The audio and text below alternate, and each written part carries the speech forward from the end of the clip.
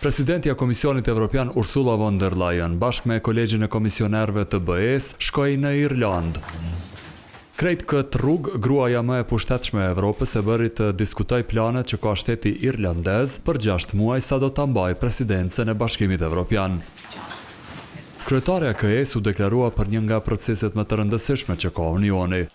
Ky është zgjerimi, sidomos ka Ballkani Perëndimor me 2 shtete prijese. Ukraine and Moldova have opened their first accession cluster. That's a big step forward. Albania and Montenegro continue to progress. Ukraina dhe Moldavia I kanë qelur kapitujt e tyre të parë të pranimit. Ky është një hap I madh përparues. Shqipëria dhe Malizi po vazhdojnë të përparojnë. E mirëpres shumë mbështetjen tuaj të fortë për këtë proces, të cilin, ashtu siç e përshkruat ju, duhet të jetë proces I bazuar në merit. Këtu përfshihet qëllimi për të përmbyllur negociatat e pranimit me Malin e Zi deri në fund të vitit. Edhe këtu u përmend fakti që presidenca irlandeze është ogur mirë për zgjerimin. Kur në vitin 2004 po Dublini zyrtar po mbante këtë detyrë, 8 anëtarë të reja I u bashkuan bllokut evropian që për momentin ka 27 vende anëtare.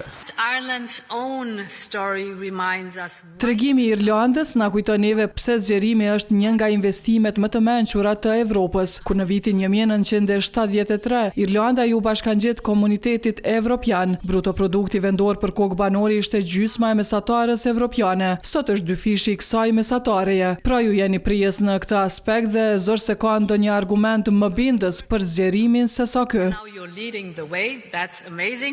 Irlanda me sistemin e rotacionit mban presidencën e BE-s nga një korriku deri më 31 dhjetor.